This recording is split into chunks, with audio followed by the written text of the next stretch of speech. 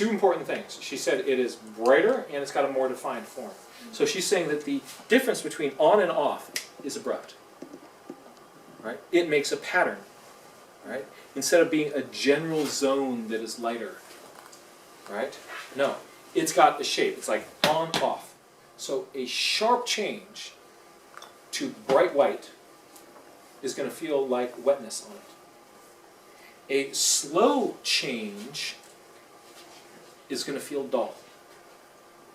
A slow change doesn't feel wet and shiny because there's nothing but that abrupt change. So if there's parts, so what I did on this is I just painted this thing brown and then I got out some white paint, mixed up some thick white paint. For this I'm using permanent white gouache. If your watercolor kit comes with a little cake of white watercolor, throw it away. Totally useless. If you want to put stuff that's white down, use white gouache. How do you spell gouache? It's G-U-A. This is dyslexic me trying to tell you how to spell. G-U-A-C-H-E? Yeah, I think that something like that. So it's spelled weird. Is that in the ones you made up? Yeah. Yep, so you flip that little panel out and there's that little glob of white up there. Okay, That white is permanent white gouache. Okay, great. This idea was shown to me by a woman who was a medical illustrator and did all these drawings of sort of wet organs that are being in a dissection. And like everything just looked like so wet, you're just like really, it was disturbing to look at these things. And so like, how do you get that wetness? And she said, she was using Winsor Newton permanent white gouache. She tested all the different gouaches. She's like, that was the one that I really liked. So she got that one.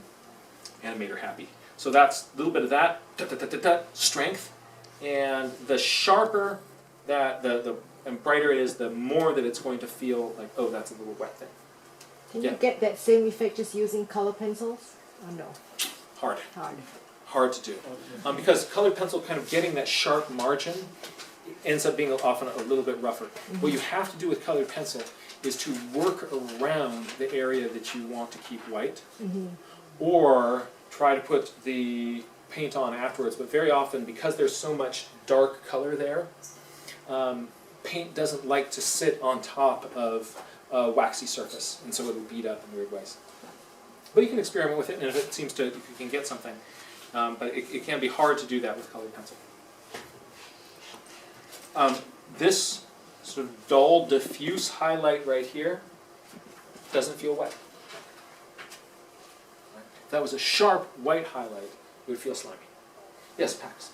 Actually, I just, the white, I don't know if you can see this, but in the very corner of the white, it looks a little bit dappled, so in that particular spot, it looks a little bit wet, like there's a water drops maybe there, or something. Could be. So I'm going to show you a few last thoughts about shadows. And it's a wrap. But before I do, just sort of think about your toolkit. You've got an understanding of some of the basic parts of the mushroom. You've got a way of putting down the structure of a mushroom. And then the additional kind of drawing nugget for today was thinking about contour.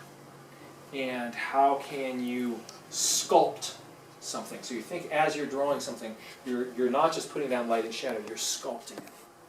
Right? If you see a drawing that really feels sculptural to you, stop and look at it. What is working with this that is giving me that feeling, that quality?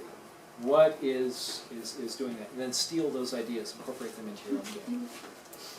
So a few things that I'm doing with shadows here. These were drawings that were done at a fungus fair. So fungus fairs are these festivals, these events where they have these big, for instance, in the Bay Area, all the members of the Bay Area, San Francisco Mycological Society, they go running out all over the Bay Area. They can collect hundreds and hundreds of mushrooms and they bring them back, fill this giant room, fill all the tables with it, with mushrooms next to little identification labels saying this is this species, this is how you identify it, this is all these cool facts about it, and there are experts wandering around kind of telling you cool things about stuff. It's a wonderful event. And so when I was working on my field guides, I would go to these events and just sit there and draw them. But it's in a room with artificial light. And so I often had to kind of make up my light source. And when I'm drawing out in nature, I usually just sort of like, if that's what the shadows are doing, I'm going to work with that, right? often you really can't improve on nature. But in these conditions, I was having to kind of make up my light sources a little bit. So I'm going to show you a few conventions that are used by scientific illustrators to help them describe a form with light. And you can use these too. Both are good, sort of using this sort of convention of scientific illustration light. When it's useful when you want to really sort of make something that's very descriptive and make it very understandable. I also, when I'm out in nature and I'm seeing real light doing real things, you often can't improve on that. And that's what I'll try to reproduce. So sometimes I'm drawing what I'm seeing. Here I'm actually cheating a little bit. And there are things that I'm doing here that weren't exactly what I saw. But it helps me convey some information and makes a useful illustration for somebody to identify. So I'll point out what these are. And then you'll kind of have this in your head, and you can use this or not use this as you see fit. All right? So one thing that I'm doing here in these drawings is I am de-emphasizing the shadows that I was actually seeing, so that more of the kind of the local color of these things shows through. For instance, on the underside of this, the shadows were, if there's sunlight coming down on these things, this mushroom would be much darker and much more in shadow. But I really wanted it to show that the bottom part is white. So number one, I de-emphasize the shadows. In this part right in here, I kind of put that in. Also, with the ambient sort of weird light in from the neon tubes in the hall that I was in, there wasn't any clear cast shadows, but I had studied the way that a shadow falls across a cylindrical object. And look at this, the shadow of this cap comes down. See how it makes a little curved shadow around the edge of that stem that helps sort of show the roundness of that stipe hanging down there. Then we move into the cast shadow on this side here. So this is assuming that the light is coming from this top left-hand direction.